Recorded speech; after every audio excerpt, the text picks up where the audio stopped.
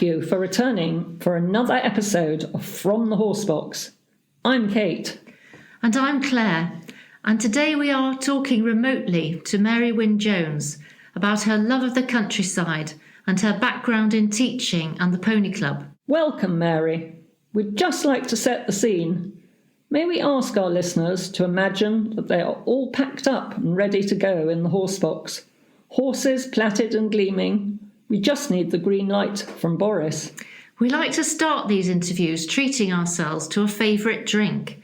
Some listeners will know what my coffee means to me, but on this occasion I'm drinking a glass of wine as we aren't going anywhere. Mary, what are you drinking to get you through the next 15 minutes?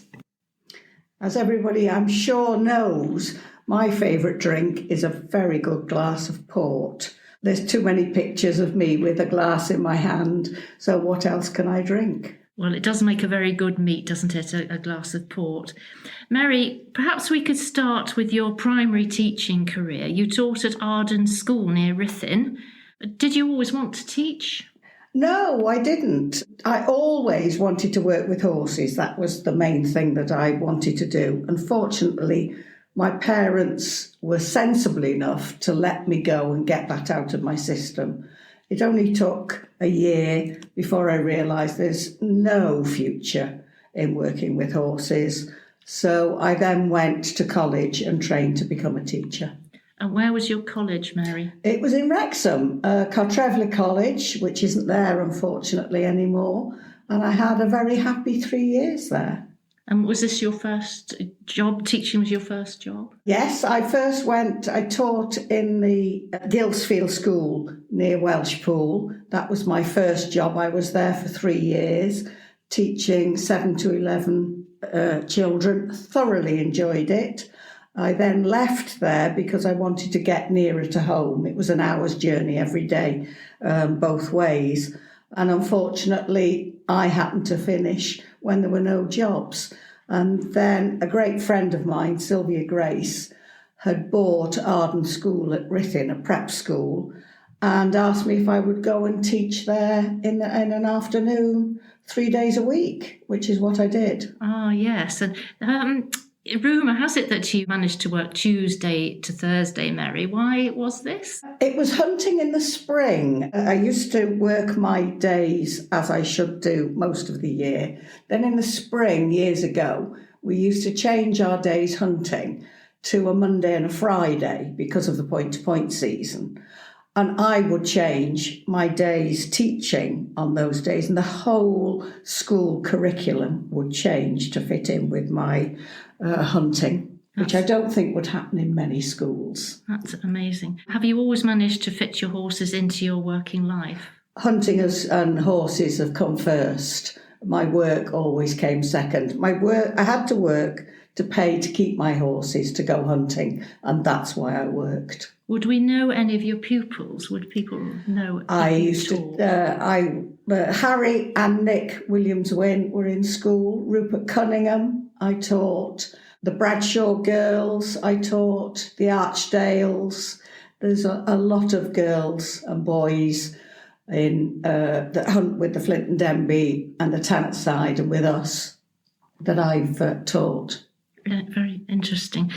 What do you think we can do to help educate today's children about the countryside?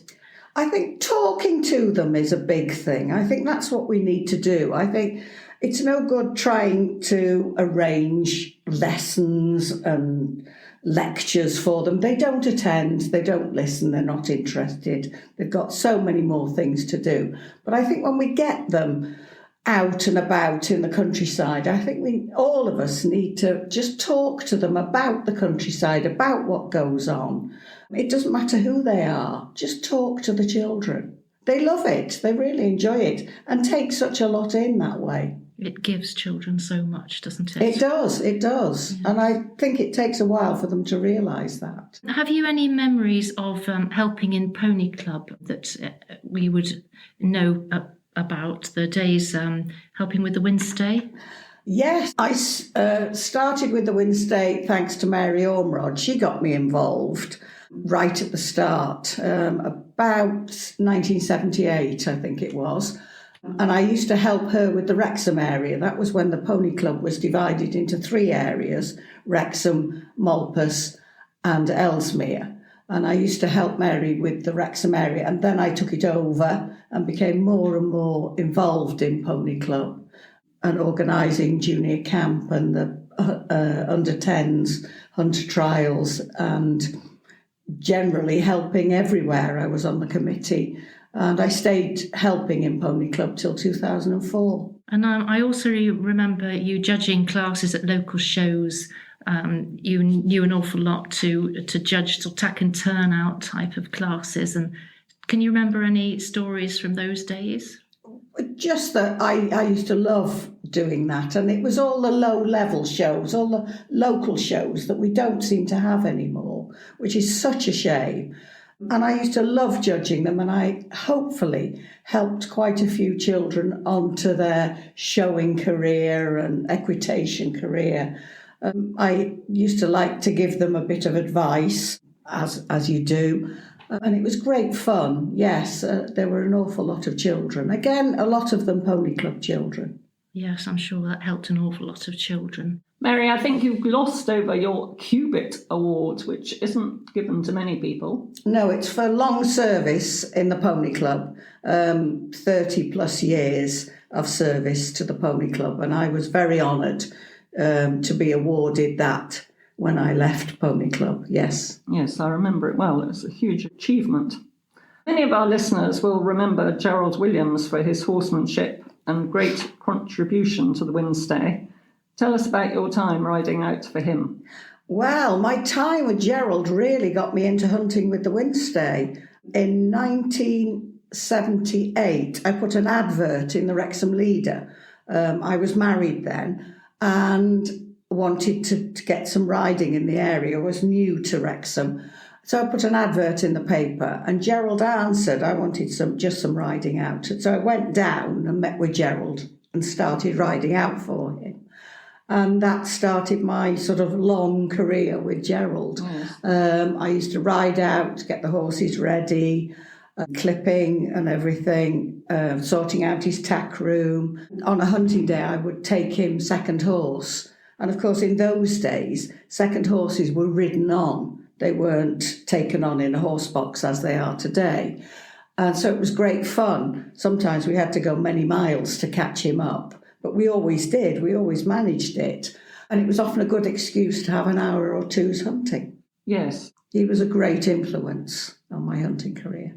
Did Gerald ever take on any of your students? No, he didn't, unfortunately. Because he wasn't keen on teaching and doing qualifications, he never took students. But Sarah Ormerod had students for us. And so did Emily Gilruth. They both had students for us from Yale. So since you started hunting, how do you find it's changed over the years?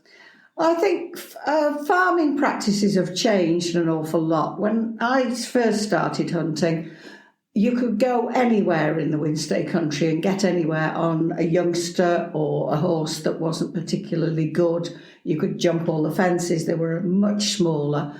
They've had to get bigger because of the amount of stock that's now has to be kept. And they have to keep the stock in, so therefore the fences have to be bigger. And it's such a shame. You just have to know where you are. Roads are so much busier. There's so much more traffic on the roads. So hunting has had to change and adapt to fit in with that. So what advice would you give to someone wanting to start hunting with the Wednesday? I think find your own level. Do what you want to do. It's very difficult, but just do what you don't push yourself. If you don't want to jump something, don't jump it. There's always somebody who will go round. Always somebody who'll open a gate for you if you can't get on and off. It's very easy. I don't jump things anymore, and I'm very happy for people to come with me. I can't get on and off, and I'm extremely pleased if somebody will come with me and they can get on and off and open gates for me. So you do what you want to do. It's not a competition. And it is a difficult country to cross. We do think that there's something for everybody, though, to come out with the Wednesday. Definitely. Oh, yes. Yes, definitely. It's a beautiful, beautiful country. It's a super hunting country. And you can see hounds, be with hounds. It's wonderful. To refer back to the horse box, we all recognise you arriving here, there and everywhere. How's your driving, your reversing, parking? Any special horse box rituals? Always arrive very early. I always say to people, I always arrive the night before. I like to have my parking place. I have my parking places, which has come from Gerald. He was exactly the same. For each meet, we have our sort of designated parking places. I'm not wonderful at reversing. If it goes wrong, it goes horribly wrong. So I usually try and drive away and start again because I can get in some messes. But you're very organised in your trailer and have everything in position and have a place for everything. I'm very organised, yes. Your sandwiches. Oh, yes. I have my basket with my sandwiches and my drinks. What's in your picnic? There's usually a sandwich, a chocolate biscuit, some Coke. I'm afraid I'm a Coke fiend. That's in Coca-Cola, I hasten to add. And there's always a lot of medicines because I'm a martyr to headaches and aches and pains. So there's always paracetamol and ibuprofen, and everybody knows I always carry those. We do have this image of you with taking your horse home in the greatest comfort. You finish up and he's wrapped up and he's put in the trailer and it's all organised for him to go home. Yes, I've got the most amazing shower in the back of the trailer, my water boy, which I absolutely love, so that I can wash him off, and by the time I get him home, he's warm, dry and cosy and ready to have his rugs on, have his tea and go to sleep. Good tips for horsebox travelling. What else do you enjoy in the countryside, Mary? I love walking. Not that I can walk that far because I get quite stiff and sore these days. I'm afraid that's Anno Domini catching up. And I love bird watching. I love my birds.